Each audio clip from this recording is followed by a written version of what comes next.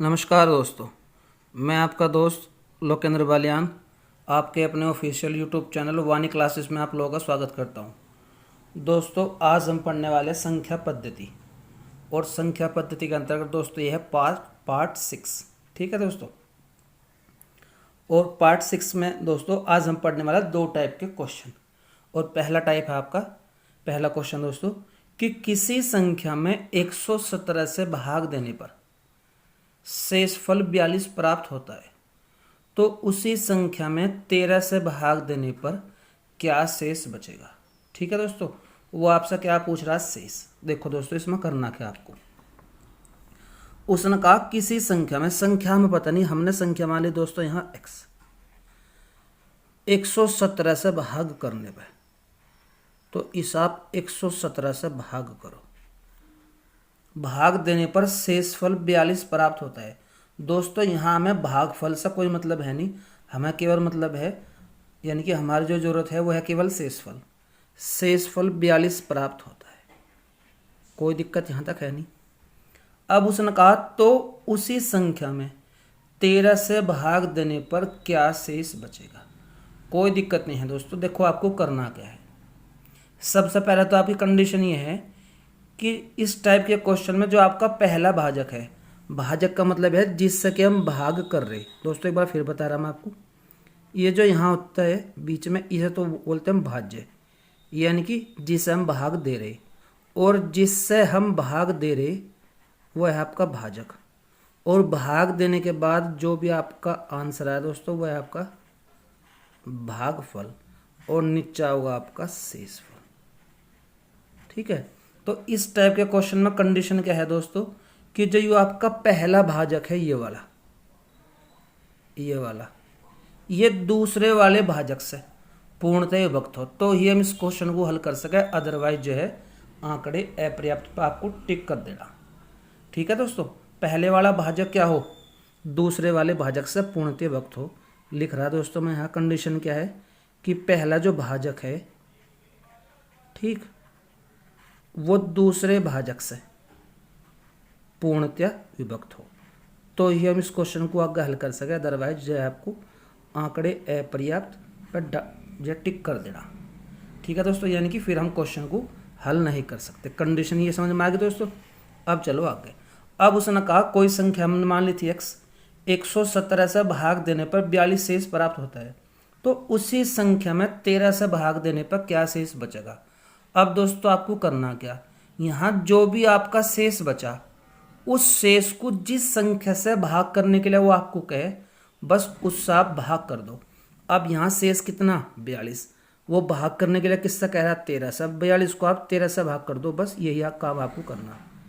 13 तिये 39, शेष कितना बच गया दोस्तों, 3। बस ये 3 ही आपका आंसर है।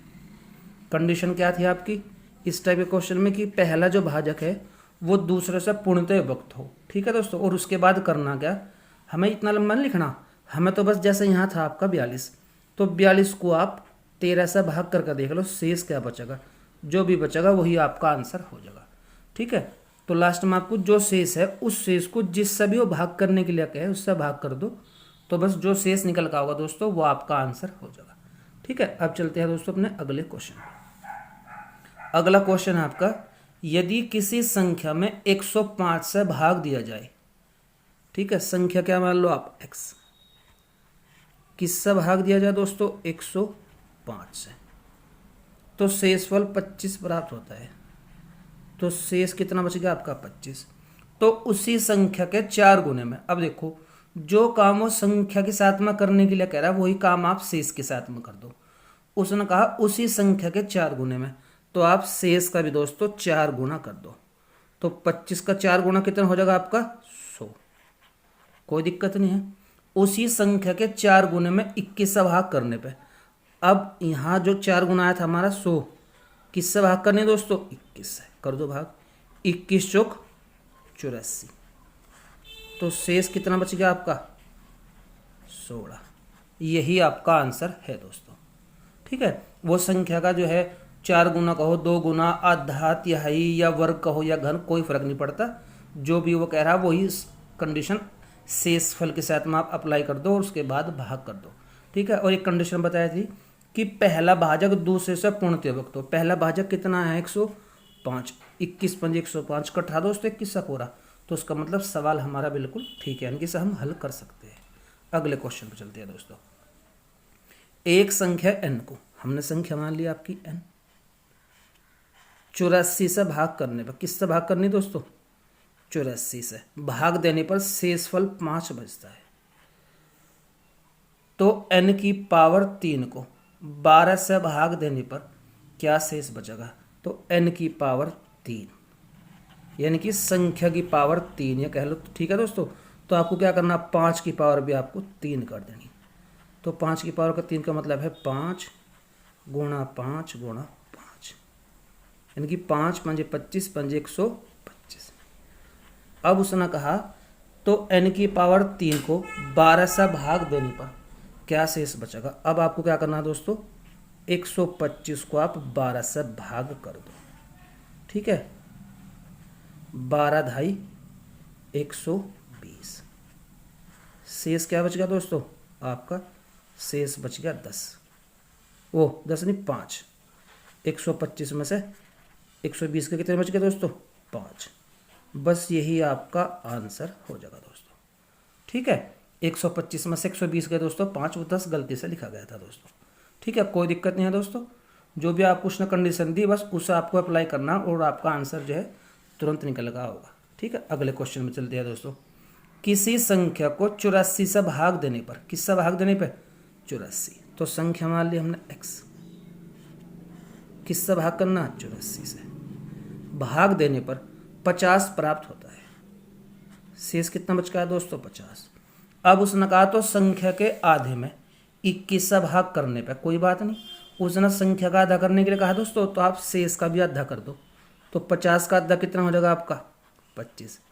अब इस 25 में किससे भाग करना दोस्तों, अब इस 25 में भाग करना 21 था, 21 से कम 21, 5 में से 1 गया 4, यही आपका आंसर हो जाएगा दोस्तों। कोई दिक्कत नहीं है दोस्तों यहाँ तक का। दोस्तों ये था आज का आपका फर्स्ट टाइप। अब हम चलते हैं सेकंड टाइप पे, बहुत ही छोटा है दोस्तों और बहुत ही आसान। ठीक है, अगला टाइप है दोस्तों हमारा कि 5 के पहाड़े का योग बताओ।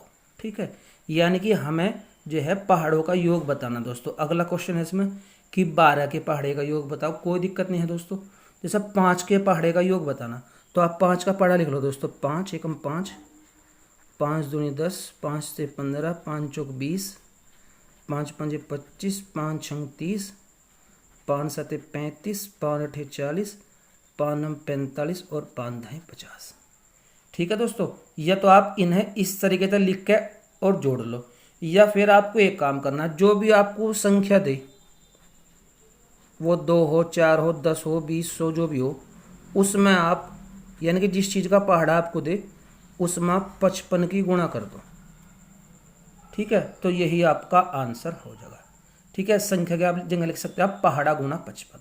तो यहाँ संख्या यानी कि 5 के पहाड़े की बात कर रहा है दोस्तों, गुणा 55, बस यही आपका आंसर। 5 पंजे 25 का 5 का से लगे 2, 5 पंजे 25 और 2 27, यानी कि 275। ठीक है दोस्तों, जिस भी चीज़ का पहाड़ा वो आपसे पूछे उस पहाड़े की गुणा 55 में कर दो तो आपका आंसर तुरंत निकल कर आओगा दोस्तों। अगला है 12 के पहाड़े का योग। पहाड़ा किस चीज़ का है दोस्तों 12 का, और इसमें किसकी गुणा करनी 55, जो भी आओगा वही 12 के पहाड़े का योग है। 12 पंजे 60 के 0 6। ठीक है दोस्तों, 12 पंजे 60 के 0 ऐसे लगे 6, 12 पंजे 60 और 6 66, यानी कि 12 के पहाड़े का योग कितना आएगा दोस्तों 660। कोई दिक्कत नहीं है दोस्तों। ठीक है, अगर वो आपसे किसी भी पहाड़े का आपसे योग पूछे तो आपको करना क्या, बस पहाड़ा गुणा 55। इस संख्या की जगह लिख सकते हो दोस्तों आप, या तो संख्या गुणा 55 लिख लो आप, या पहाड़ा गुणा 55। ठीक है, बात एक ही है, जिस भी पहाड़े का योग पूछे उसकी गुणा 55 में कर दो तो आपका जो है आंसर दोस्तों मैच करेगा। ठीक है दोस्तों अगर आपको मेरी ये वीडियो अच्छी लगी तो कृपया से ज़्यादा लाइक सब्सक्राइब और शेयर कीजिए। और हाँ दोस्तों, अगर आपको किसी भी चीज़ में कोई दिक्कत हो दोस्तों तो आप मुझे कमेंट बॉक्स में लिख कर भी बता सकते हैं। धन्यवाद दोस्तों।